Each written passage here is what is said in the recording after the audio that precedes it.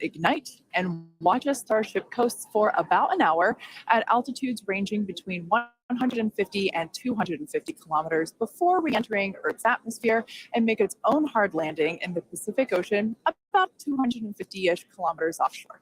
Now, we are not really expecting many camera reviews after separation, that is to say, if we even make it that far. But we do promise that whatever views we do have, we will bring them to you live. Yep, we have a couple of ground stations along the way, so if we are able to get good telemetry, assuming we make it that far into the ascent, then of course those will be available on the stream.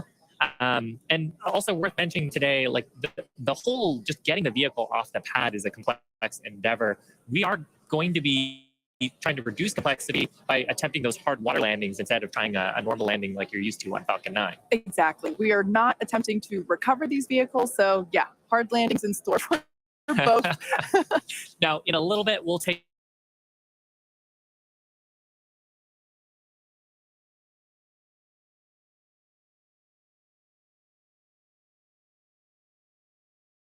bright and early to watch the launch. Teams have been trying really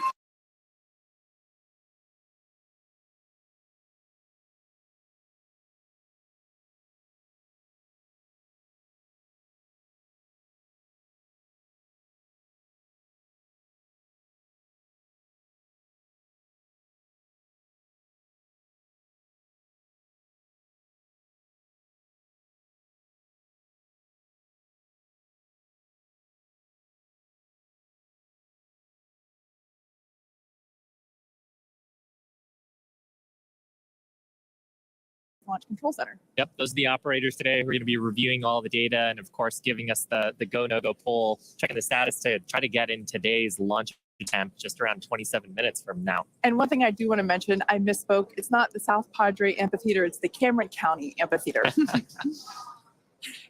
Now, the entire Starship structure on your screen is made from stainless steel. When it's stacked, it stands about 120 meters tall. It's about 9 meters around. And we have this awesome video that shows you just how big that is. You can see one of our technicians there doing some final prep work in advance of today's test. And man, there's the 120-meter monster. The person just keeps getting smaller and smaller. Now, just like Falcon 9, Starship has 2 stages, which we'll talk more about those in a minute. In addition to those 2 stages, Starship actually has a 3rd stage, which we call Stage 0. It consists of all the launch pad infrastructure built around the rocket, as you can see there on your screen, and it's truly an engineering feat in its own right. Yeah, we've got a great shot there of the various different components of it, the pad, the infrastructure, all that is required to get into filling the tanks. Now, let's talk about the Super Heavy. Its name says everything. It's super, it's heavy, it's super heavy. When it's operational, it'll be responsible for providing the power to escape that mighty gravitational pull of Earth that we got here and take Starship into orbit. The booster itself stands about 70 meters tall and is roughly the same height as a fully integrated Falcon 9, which is just so crazy to me. But this Super Heavy booster has a diameter roughly 2.5 times that of Falcon 9, and with 33 much larger engines. We have a beautiful view here. This is one of my favorite views that we're going to get today. Those are our 33 Raptor engines at the base of these Super Heavy. Yep, and you can see they're in a couple of different rings here. So we've got the outer ring of 20 static engines. They're going to be providing a huge amount of thrust today to lift off the entire stack. Then we've got the 13 gimbaling engines in the middle, and they're going to be providing the tilt maneuvers and also helping to reorient the booster as it comes back later in today's flight. Yeah, and when we say gimbal, it's basically tilting or almost wiggling the engines a few degrees and in either direction to allow the booster to steer itself, just as you said, Shiva. And we'll get some great shots later of actually a wiggle test that we perform ahead of liftoff, just to make sure that all of those engines are able to control their full range of control authority. One thing to note, those Raptor engines are completely designed and manufactured in-house. They are, as many of you know that have been following along, they are a reusable methane oxygen staged combustion type engine. So it's a lot of words there.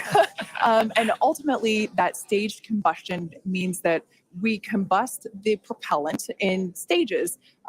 We kind of pre-combust them in a pre-burner, and by doing so, it allows the engine to be more efficient, i.e., more powerful. Yeah. Now, like Falcon 9, the Super Heavy has 4 grid fins to assist with orienting itself in its return back to Earth. We got a shot of them there beneath the Starship's aft flaps. Now, as we talked about earlier, Super Heavy is not going to be attempting a land landing today, but with this flight test, we're still trying to get as much data as we can. We're focusing on the fundamental systems and operations, so that's the liftoff portion, but we are going to try to get some data on how the fins work and for that water landing that Super Heavy is going to be making after ascent. I love that great view of the fins there. Now, Starship, or the spacecraft, is the second stage, and it makes up the top portion of the vehicle. It's designed for carrying passengers and cargo to Earth orbit and beyond. It stands about 50 meters tall, which is a little taller than the Statue of Liberty. It's comprised of 6 Raptor engines, 3 sea level and 3 vacuum engines, which are optimized to operate in the vacuum of space. And they provide a maximum of 258,000 tons of thrust in vacuum. Spacecraft is also outfitted with 4 flaps to help aerodynamically control the vehicle's attitude, which you can see those 2 forward flaps there on your screen now. So they help control the vehicle's attitude during atmospheric flight and enable precise landing at the intended location.